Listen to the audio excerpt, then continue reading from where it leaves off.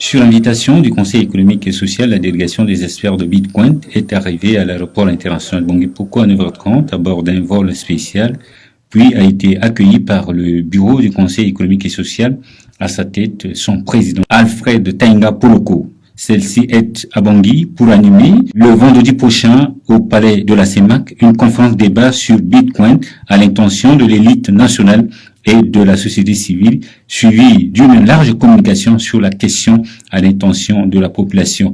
Le chef de mission. Avec la délégation qui m'accompagne, dont il y a 6 ou 7 spécialistes du Bitcoin, c'est pas seulement français. J'ai des Suisses, des Belges, dont ce sont des spécialistes internationaux. Ils étaient d'ailleurs 2 d'entre eux au Salvador la semaine dernière, où il y avait 40 banques centrales et ministres qui étaient réunis, parce que vous savez que le Salvador a déjà aussi pris le Bitcoin comme monnaie. C'est très important que les commerçants, les citoyens voient d'une manière concrète comment on peut régler ces problèmes, vous voyez.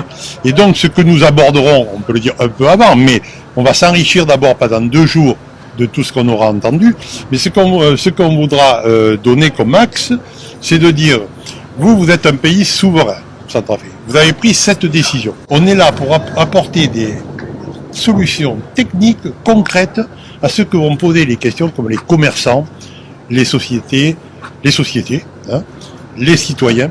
Et donc on va essayer, et on verra petit à petit, c'est pas en 3 jours qu'on va résoudre tous les problèmes, mais on va faire dans 3 ou 4 directions. La première, c'est les wallets, ce qu'on appelle les wallets, c'est-à-dire en fait des portefeuilles en français, mais en Bitcoin.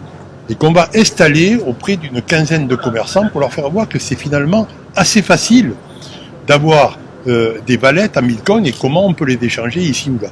Ensuite, on pourra voir aussi comment on peut miner, parce que pour faire du Bitcoin, il faut le miner et même du green mining pour que ça ne consomme pas trop d'énergie. On a des solutions aussi pour attirer la finance internationale à travers ce minage et qui après pourra faire créer des infrastructures ici au pays.